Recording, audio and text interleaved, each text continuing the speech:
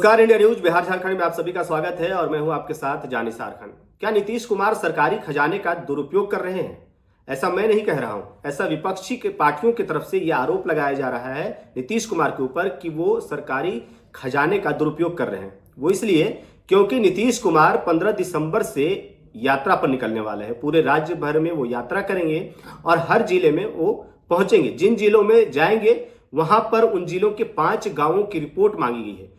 Report में यह मांगा गया है कि जो योजनाएं चलाई गई हैं नीतीश सरकार के द्वारा वो धरातल तक कितनी पहुंची हैं, खास करके महिलाओं के लिए जो योजनाएं चलाई गई हैं वो कितना पहुंची हैं और उस पर कितना काम हुआ है। वो योजनाओं की फीडबैक लेंगे, योजनाओं की समीक्षा करेंगे, महिलाओं से संवाद करेंगे। यात्रा का नाम भी महिला संवाद यात्रा रखा गया है। आप सभी जानते हैं कि 2005 से नीतीश कुमार मुख्यमंत्री हैं और अब तक उन्होंने 14 कुल यात्रा कर दी है। अब वो उनकी 15वीं यात्रा होगी जब वो राज्य भर में भ्रमण पर निकलने वाले हैं, यात्रा करने वाले हैं और समीक्षा करने वाले हैं।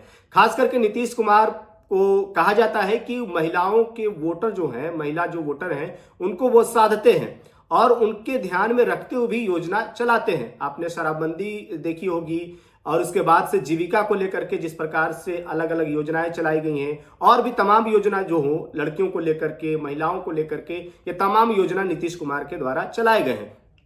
ऐसे में विपक्ष ये आरोप लगा रहा है कि यात्रा तो कोई भी निकाल सकता है क्योंकि विधानसभा चुनाव आने वाले हैं। तो ऐसे में सवाल ये है कि क्या नीतीश कुमार विधानसभा चुनाव को ध्यान में रखते हुए यात्रा निकाल रहे हैं या महिला वोटर को साधने की कोशिश कर रहे हैं?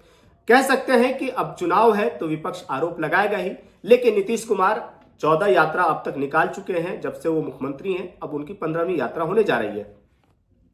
हालांकि इस बीच आपको बता दें कि योजना को लेकर के ये कहा जा रहा है कि इस दौरान जब नीतीश कुमार यात्रा पर होंगे, इस दौरान कुछ बड़े फैसले भी लिए जा सकते हैं। आगे बताएंगे आपको कि वो बड़े फैसले क्या हो सकते हैं, लेकिन फिलहाल आपको बता दें कि इस यात्रा के लिए मुख्य सचिव अमृतलाल मीना ने अधिकारियों को एक पत्र लिख करके कार्यक्रम की रूपरेखा बता दी है और कहा है, अधिकारियों को साफ तौर पर निर्देश दे दिया है उन्होंने कि इसकी पूरी तैयारी की जाए। इसके साथ ही आपको बता दें कि नीतीश कुमार की यात्रा के दौरान कहा जा रहा है और ऐसा कयास लगाए जा रहे हैं कि नीतीश कुमार कुछ बड़े फैसले ले सकते हैं। जैसे महाराष्ट्र में जिस प्रकार से लाडली बहना योजना चलाई गई उसका वहां पर फायदा देखने को मिला। उसके बाद से झारखंड में जिस तरीके से मैया सम्मान योजना चलाई गई जिससे महागठबंधन को लाभ हुआ और वहां पर साफ तौर पर देखा गया कि कहीं ना कहीं महागठबंधन की सरकार फिर से वापस सरकार में आई है। उसके बाद से अब यह भी कहा जा रहा है कि नीतीश कुमार उसी तर्ज पर बिहार में भी ऐसे कुछ फैसले ले सकते हैं जहां पर महिलाओं को सीधे तौर पर उनके अकाउंट में कुछ राशि दी जाएगी हर महीने।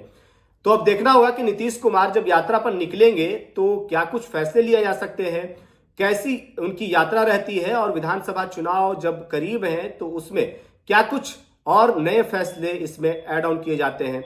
क्योंकि विपक्ष लगातार ये आरोप लगा रहा है कि सीधे सीधे तौर पर सरकारी खजाने का दुरुपयोग हो रहा है। राबड़ी देवी ने कहा कि यात्रा कोई भी निकाल सकता है। बिहार की जनता देख रही है कि विकास बिहार में कितना हो रहा है। उधर से लगातार विपक्ष के कई नेता के बयान भी आ चुके हैं, लेकिन नीतीश कुमार 15 दिसंबर से अपनी यात्रा पर निकलने वाले हैं। देखना होगा कि क्या कुछ और फैसले लिए जाते हैं महिलाओं को लेकर के। आपकी क्या राय है इस यात्रा को लेकर के? कमेंट बॉक्स में जरूर बताइए।